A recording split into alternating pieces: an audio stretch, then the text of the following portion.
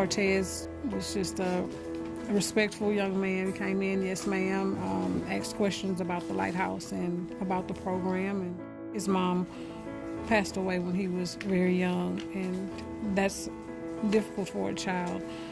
But he had his grandmother and his aunt. Without my grandmother, I really can't say where I would be right now.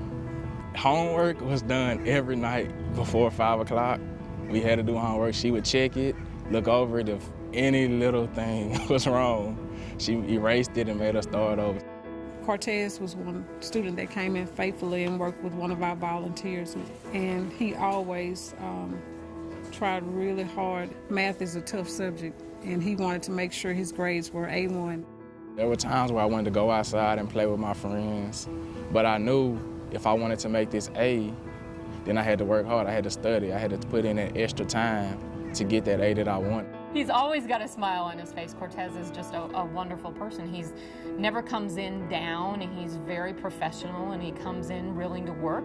Cortez has a lot of great attributes, and I think they're going to be good for anything that he chooses to do, whether it be a pharmacist, a physician, or a researcher.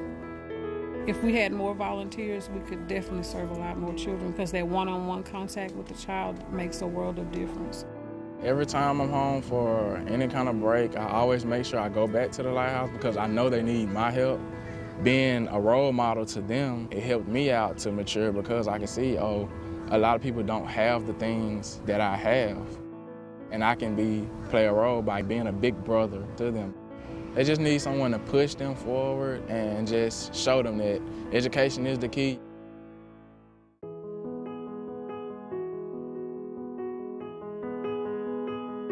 Brian has been with us about 4 years. Brian has autism. He's being cared for by his sister. His parents are both deceased.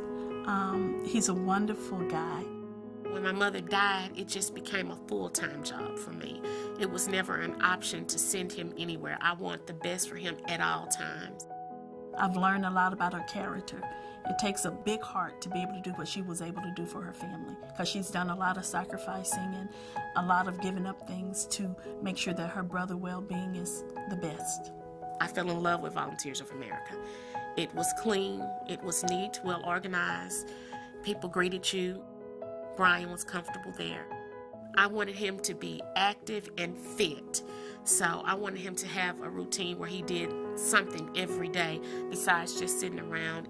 So it means a great deal to me to be able to nurture. We do a lot of that here. We do a lot of caring for those who are unable to care for themselves. I believe that it's 100 times better for Brian to be living here at home with his family as opposed to being a client in a home facility, because he gets to see his family every day. It makes him a more loving, more approachable person. I know that it's a blessing that I was able to stand in the gap for my mother and continue the raising of my autistic brother. I love him to death. By finding Volunteers of America, that helped me. It helped me have a life outside of caring for Brian, and it helped him to have something to look forward to go to every day.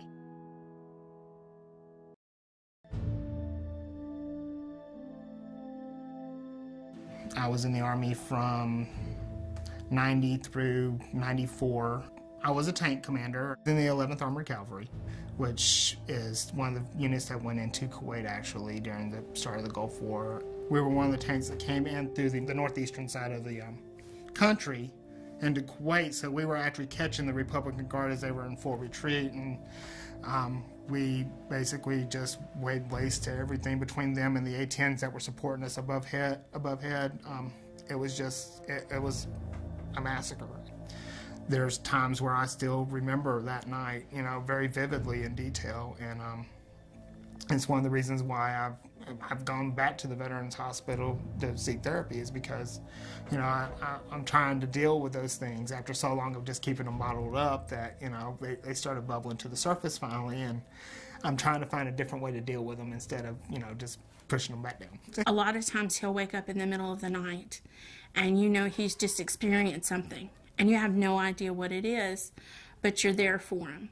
I'm currently under treatment for post-traumatic stress disorder due to the Battle of Kuwait.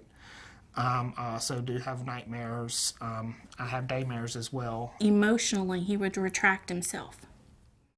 All of the experiences that he had while he served in the military overseas, he did not recall initially any of those incidences. I started having fainting spells at work, and I injured myself too many times to count, and eventually I just made one too many mistakes, and it cost me my job. And I just, at that point, all I could think was what was wrong with me, what was causing me to have all these issues.